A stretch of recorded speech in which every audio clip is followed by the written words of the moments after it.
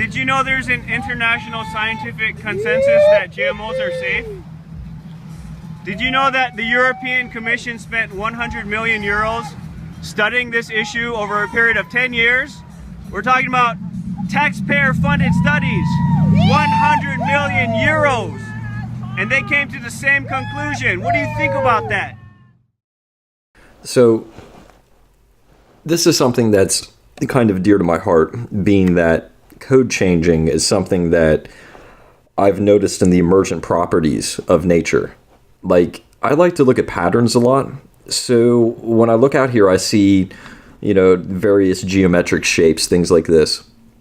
And very quickly, when I realized that genetics was uncovering the code basis to everything that's in our environment, I immediately questioned if that could be changed, if that's something we should do. I mean, the ethical background to that is insane to even think about it first. But you also need to consider that if we don't do it, how are things going to end up? Because 98% of this planet, all the species, end up being extinct for one reason or another, whether it be diseases or starvations or whatever, things like this. Changing the codes could alter that. And that's where my focus is mostly on this. The political aspect, of course, there's always going to be problems involved in that. If you look at something from a political angle immediately, that should always be the end thing that you look at, not the first thing that you look at, because if we were to do that, we wouldn't even have the innovations that we do, for instance, because a lot of them come from military. See? Things of this nature. Now, here's the thing. GMOs in general, when you actually look into it, most of them are safe. Aspartame was one thing that really stuck out to me during this. So I would always hear people touting off about aspartame, and they would immediately try to reference the fact that aspartame comes from E. coli. Well, very quickly, when you look into anything that is elementary in genetics, especially synthetic life, you realize that E. coli, amongst other things like yeast and other organisms of this nature, essentially can be altered very simply because of how simple their structure is. It doesn't have to do with the fact that somebody looked across all of nature and said, let's find something that's harmful or whatever, that scares people, E. coli, there's that word, they have no clue what's going on. And they alter this, and it produces a substance. Keep this in mind, that this is just like when Earth first started to form, that the toxin that these things produced that first started to live here, that were eating photons, was oxygen. So that was poisonous to them. They ended up suffocating themselves in general. I mean, these are very general statements, but, you've got to look at it from all these different angles in the way life and nature is. So let's come back and bring it back around to GMOs and where we're at, right? So this is the situation. We are producing this insane amounts of humans. And this doesn't have to do with size of planet Earth, okay? Because we could figure out ways to kind of get around a lot of the things that people say about population issue, okay? The example would be starvation. Okay, so people are like, here's the common idea. One person needs like an acre of land to produce their own food, agriculturally, as far as ancient styles of doing it, organic, quote unquote, right? No, it's not how this is going to be able to work. We're going to have ways that we can accelerate this, just like we have done. There was a period of time that we started to introduce things like, all these fertilizers and stuff. And we're going through another one of those tiers in the upgrade of our food and how we work as a human species, because this is what we have to do. We can't continue to go along in our environment and just completely destroy it. We have to change from being like an animal in nature that doesn't care about the surroundings, doesn't renew any of the resources, but look at nature as a custodian, someone who takes care of it, someone who looks at the codes and says, can I alter this code and make it better? Can I go in there and change this so that it has protection from disease and it can produce this massive amount of food? Can I go into this corn or this rice or whatever it is that a lot of these people eat, and can I alter that and make it so it's more nutritious for them? Hell, can I take the best parts of this fruit and combine them together to make it the most tasty, nutritious, everything that you could ever imagine? It's already happening. That's the thing about this. Do you like Honeycrisp apples? Because I hate to break it to you, that was naturally, you don't find that in nature. Okay? So, just like what this video tries to imply, I'm going to give you my opinion on this. Keep in mind, I'm no expert. I don't try to be, especially in any of these videos. You know, and I myself love Honeycrisp apples. And nobody on this planet is going to convince me that or corn or the flour or the rice that I'm eating is going to kill me. Because I hate to break it to you people, what you have going on right now is the end aspect, the political aspect of what we're discussing. It's not the code changing that is the problem. Okay? If you're afraid of corporations, I agree with you. I see that there's an issue with that. However, you have to understand that you cannot just get away. This is the 2016 major thing that's happening is bioengineering. You're not going to be able to just ignore it. You're not going to be able to get rid of it because you're afraid of it either. The best thing that you can do is understand what is happening and look for the things that will work and support them. You know, one thing and a reason why I'm trying to do these videos too is that I'm trying to create a model of something that could be different from the way that we look at things. Because you can do battle all day against these evil forces. I love all these people out here like, I'm anti whatever. That's great. But do we have something to replace what you think is horrible? And if you keep telling me that you want to stay the same, I'm sorry, that isn't going to work either, because we can't continue along this road. In America, when you got like 1 in 6 children, they're like starving, that's completely nuts. I could go into a whole aspect of this, the politics in this. Let me just give you a brief synopsis on some of the explanations of how I understand this from my personal experience. Grocery stores in America are told by their attorneys to throw out perfectly good food rather than donate it because they're afraid that they're going to get sued. Okay, now I'm sure that everyone thinks in their head there's some other, I've heard of people doing things differently. Yeah, that's fine. I also heard of a group of people that used to take that stuff and sell it at the flea market instead of throwing it away. Yes, all of that happens. However, this just gives you a reason why that some of this might be happening. Okay, so if we were able to produce these GMOs that make an amazing amount of food, I mean, just so much so that we don't know what to do with it, who would complain? No one would be starving. What is a problem with this? You can't do that in nature. Most of the time, you don't produce like we're doing in nature normally. Everything we're doing at this point is completely altering normal stuff. So either we're going to ride the ramifications of not knowing what our long-term changes are going to be, or we're going to look at this from a big picture perspective and paint the picture that we want it to be. It's that simple.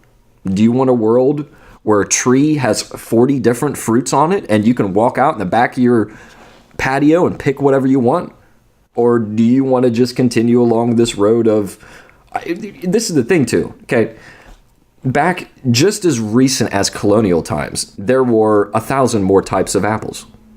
Okay, we have genetically altered all of this stuff down to the small, this is what you get type thing. Now, what I'm proposing is, imagine this.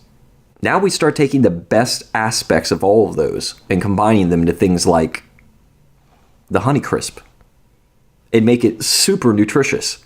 So when you hit that thing, it's just crispy, tasty, amazing. It's like you just ate 8 apples. That's what I'm talking about. Get your heads out of this.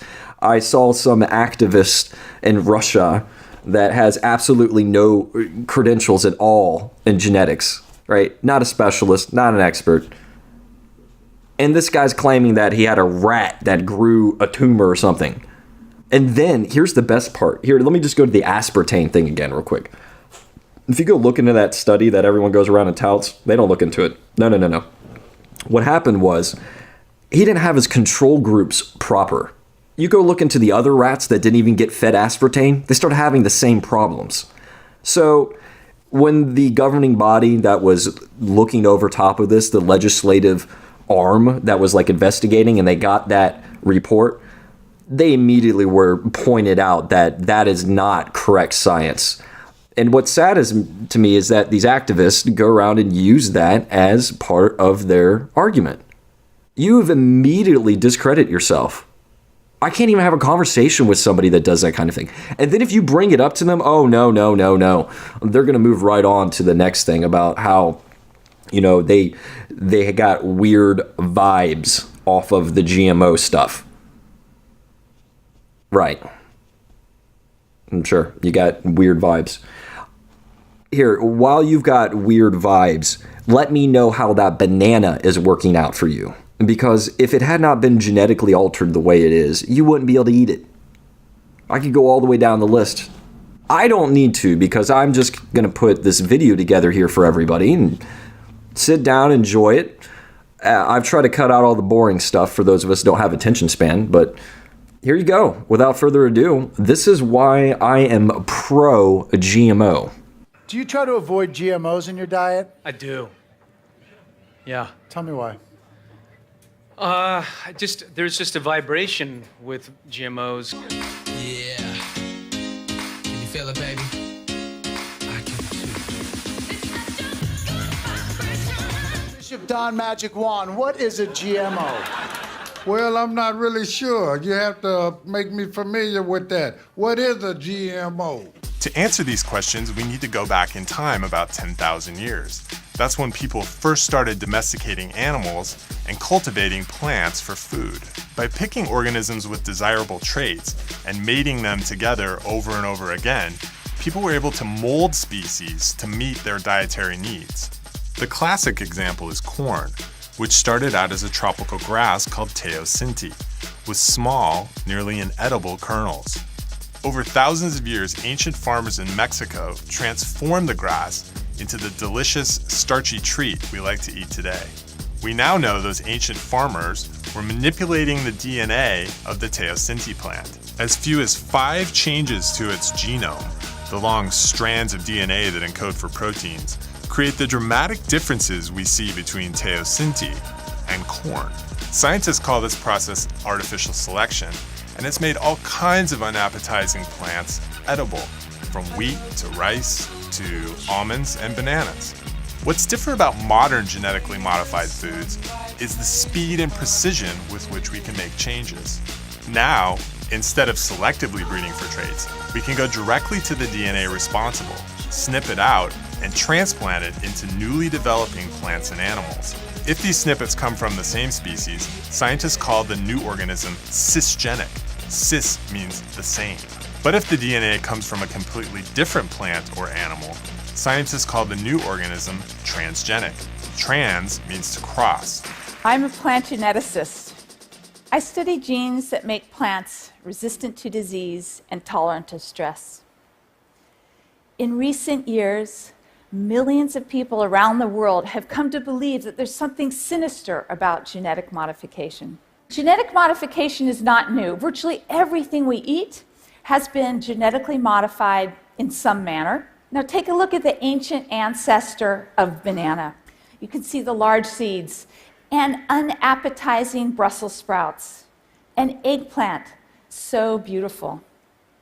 Now to create these varieties, breeders have used many different genetic techniques over the years. Some of them are quite creative, like mixing 2 different species together using a process called grafting to create this variety that's half tomato and half potato. And a professor at Syracuse University has done something no one has seen before. He has grown one tree that will produce 40 kinds of fruit. When I started, it was a matter of essentially collapsing an entire orchard down onto one tree.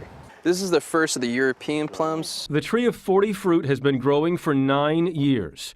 14 are installed around the country, most in public places like this one at the center of the Syracuse campus. Breeders have also used other types of genetic techniques, such as random mutagenesis, which induces uncharacterized mutations into the plants. The rice in the cereal that many of us fed our babies was developed using this approach. It wasn't until the 1990s that scientists finally uncovered the genetic basis of resistance. In my laboratory, I isolated a gene for immunity to a very serious bacterial disease in Asia and Africa.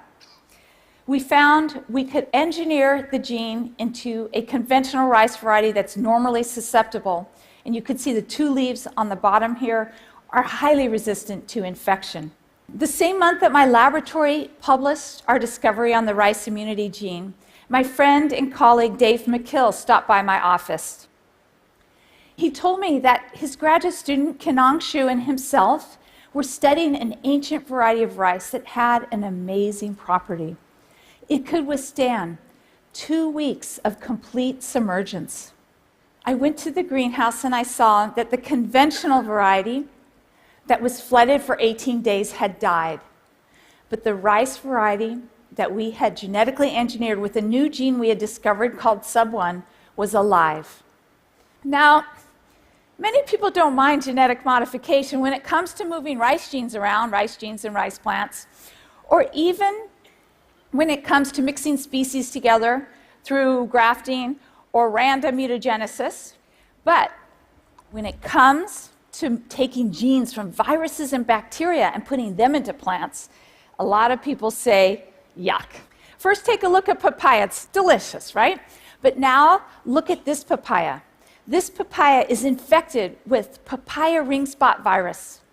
In the 1950s, this virus nearly wiped out the entire production of papaya on the island of Oahu in Hawaii. A local Hawaiian, a plant pathologist named Dennis Gonzalez, decided to try to fight this disease using genetic engineering.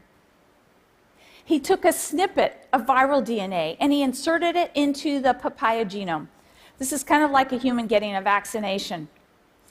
Now take a look at his field trial. You can see the genetically engineered papaya in the center. It's immune to infection. The conventional papaya around the outside is severely infected with the virus. Dennis's pioneering work is credited with rescuing the papaya industry. Today, 20 years later, there's still no other method to control this disease. There's no organic method, there's no conventional method. 80% of Hawaiian papaya is genetically engineered. Some of you may still feel a little queasy about viral genes in your food, but consider this. If you bite into an organic or conventional papaya that is infected with the virus, you will be chewing on 10-fold more viral protein. The brown you see is frass, what comes out the back end of the insect. To control this serious pest, which can devastate the entire eggplant crop in Bangladesh, Bangladeshi farmers spray insecticides, but we know that some insecticides are very harmful to human health, especially when farmers and their families cannot afford proper protection, like these children. Cornell and Bangladeshi scientists decided to fight this disease using a genetic technique that builds on an organic farming approach. Organic farmers like my husband Raul spray an insecticide called BT, which is based on a bacteria. This pesticide is very specific to caterpillar pests, and in fact, it's non-toxic to humans, fish, and birds. It's less toxic than table salt. Here's the thing that happened, in my opinion. Monsanto developed something called glyphosate. Okay. Or rather, a salt of glyphosate. This is a way to put this chemical onto soil and have it stay there pretty well. Okay. Anyway, it kills everything that's green. kills everything by inhibiting the shikimate acid pathway. So you're literally salting the earth. Yes. So. Yes. However, what Rob Fraley and these several other guys who were working at Monsanto, they behated Monsanto, what they did is develop a gene that lets the shikimic acid pathway get completed in the green plant anyway. Gotcha. And this is the so-called Roundup Ready soybean, corn, cotton was the first one. Right. And there's two things. So now everybody is familiar with Roundup as a weed killer. It does kill weeds. It kills any green plant. Any green plant. With a couple exceptions, which are quite relevant. Anyway, he argues that glyphosate's really not such a bad thing. Compared to all the other herbicides, glyphosate's pretty benign, which I've done research now, and I've decided that's true. I've changed my mind about genetically modified foods. That's the top line. So it's the top line. You've changed your mind about GMOs. And so I looked into it. There's no difference between allergies among GMO eaters and non-GMO eaters. There is a big difference in inputs from an agricultural standpoint. Organic farming takes a lot more water, takes a lot more tillage. Yes. It ends up, actually, you end up with less diversity of microbes in the soil with modern Roundup Ready crops, because you don't have to till, you don't have to turn the soil over to kill the weeds. Right. Okay, good evening, everybody. My name's Rob Edwards. I'm the Head of Agriculture, Food and Rural Development at Newcastle University. My own area of research expertise is actually crop protection. At the moment, we're battling with herbicide resistance in blackgrass. But one of my interests, both former and currently, are new technologies that we can bring into food security. Instead, we could think about synthetic biology as being a raft of different approaches that we can bring to bear to one of the most pressing demands we have in terms of a global challenge to us as mankind, our response to the food production challenge over the next 30 years. And so here we're really talking about utilizing the very best quality science and engineering approaches that we have to come up with some rational solutions to what is an extraordinarily large challenge for us to take on in the next 30 years. And this next slide gives us some kind of idea of the scale of that challenge. Every day there are 200,000 more people on the earth born. They've got to be fed. That means in 2030 we're going to have an extra 2 billion people to feed. The land that we have available to us is pretty much fixed. We can put a bit more into agricultural production. The environmental costs of that would be extremely undesirable. We're already using 40% of the land mass of the earth for agricultural purposes. So we have a real major challenge on our hands here. How do we feed all these extra people in such short order? And the slide at the bottom there illustrates in sort of diagrammatic form what that means. It means a hectare of land that was producing enough food for 2 people in 1960 is going to have to produce enough food for 5 people in 2025. You know, this whole area has been underfunded now for a quarter of a century, and it's only in the last 3 to 4 years we've really seen significant funding going into agricultural research again, both in this country and probably more widely across the developed world. So we have an enormous challenge on our hands, and importantly, the technologies that we're currently using are being pretty much maxed out in terms of what they can deliver for us. In advanced agricultural economies, as we have in the UK, we're now seeing the plateauing of many of the yields of our major arable crops. This particular graph is winter wheat, and it's shown that since 1995, despite the best ministrations of farmers, we have a very advanced farming community here in the UK. We're using lots of pesticides, lots of nutrients. We are hitting a plateau of yield productivity, which we don't entirely understand what this yield plateau is about, but we know it's a glass ceiling that's extremely difficult to push through. That's not good news if you've got to face up to all of those issues that I was talking about earlier in terms of increasing food production. So the point is, we're not in great shape now, but we do know how to do this. In 1947, Norman Borlaug and others took on the challenge of producing more food for the earth in a concerted way, which brought to bear all of the best technologies that we had in engineering, in chemistry, and increased global production of arable crops, in many instances, by up to 10% per annum. And that improvement ran right the way up into the 1980s. It secured food security for the planet pretty much for half a century. And now we've run to the end of that cycle. We now need effectively a second green revolution. Now, the core technologies that we needed to deliver that green revolution are based around mechanization, chemical inputs, fertilizers, crop protection, and of course, genetics. So I'd like you to think about synthetic biology at this point in time of a kind of human development in much the same way that people didn't think about synthetic chemistry at the advent of the 20th century, because many of those advances in the first green revolution were underpinned by enormous advances in synthetic chemistry. It gave us agrochemicals, it gave us improved fertilizers, it produced much more efficient fuels to drive mechanization and agricultural systems.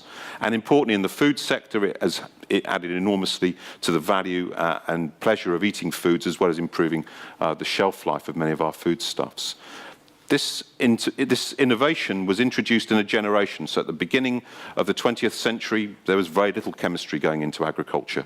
By the 1950s and 60s, it was flooded with it. It revolutionized the way in which we cultivate our crops and produce our food. So I'm thinking here, this is a model that we can think about how we might be able to utilize new technologies like synthetic biology in much the same way we used synthetic chemistry 100 years ago. So where do I see the inputs coming in? In the first 10 years, they're going to be incremental. I think we're going to see a move away from many of our dependencies on chemistry to biological intervention in terms of crop protection, for example. I can see us also needing to use bioenergy produced through synthetic biology-based processes to drive mechanization, which is a very highly energy-dependent process in agriculture. Nutrient recycling, currently we're just wasting a lot of the nutrients that we put on the ground. I can see there that biological reprocessing on an industrial scale would be an enormous benefit to agricultural sustainability. Diagnostic devices, and importantly, I can see already developments where we can see synthetic biology improving the shelf life of food, helping us to reduce food waste. So small incremental increases in how we apply this new technology to help us make our food supply more sustainable and resilient. I think after 10 years, we don't have a crystal ball to see where everything is going to go.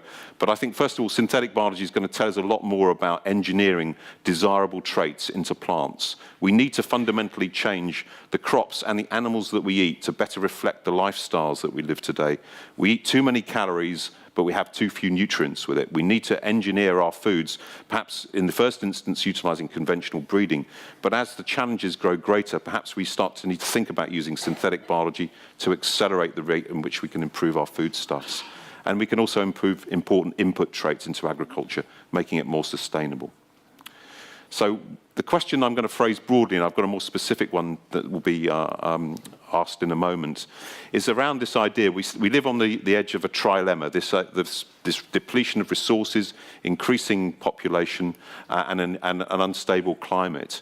And I would put it to you that we have such major challenges in this whole sector that we would be very ill-advised not to turn to synthetic biology amongst other important technologies to help us through the next few years. Now, I've given you a couple examples how genetic engineering can be used to fight pests and disease and to reduce the amount of insecticides. My final example is an example where genetic engineering can be used to reduce malnutrition. In less developed countries, 500,000 children go blind every year because of lack of vitamin A. More than half will die. For this reason, scientists supported by the Rockefeller Foundation genetically engineered a golden rice to produce beta-carotene, which is the precursor of vitamin A. This is the same pigment that we find in carrots. Researchers estimate that just 1 cup of golden rice per day will save the lives of thousands of children. But golden rice is virulently opposed by activists who are against genetic modification. Just last year, activists invaded and destroyed a field trial in the Philippines. When I heard about the destruction, I wondered if they knew that they were destroying much more than a scientific research project, that they were destroying medicines that children desperately needed to save their sight and their lives. Some of my friends and family still worry, how do you know genes in the food are safe to eat? I explained that genetic engineering, the process of moving genes between species, has been used for more than 40 years in wines, in medicine, in plants, in cheeses. In all that time, there hasn't been a single case of harm to human health or the environment. But I say, look, I'm not asking you to believe me. Science is not a belief system. My opinion doesn't matter. Let's look at the evidence. After 20 years of careful study and rigorous peer review by thousands of independent scientists, every major scientific organization in the world has concluded that the crops currently on the market are safe to eat, and that the process of genetic engineering is no more risky than older methods of genetic modification. These are precisely the same organizations that most of us trust when it comes to other important scientific issues, such as global climate change or the safety of vaccines. Raoul and I believe that instead of worrying about the genes in our food, we must focus on how we can help children grow up healthy. We must ask if farmers and rural communities can thrive and if everyone can afford the food. We must try to minimize environmental degradation. What scares me most about the loud arguments and misinformation about plant genetics is that the poorest people who most need the technology may be denied access because of the vague fears and prejudices of those who have enough to eat. We have a huge challenge in front of us. Let's celebrate scientific innovation and use it. It's our responsibility to do everything we can to help alleviate human suffering and safeguard the environment. Thank you.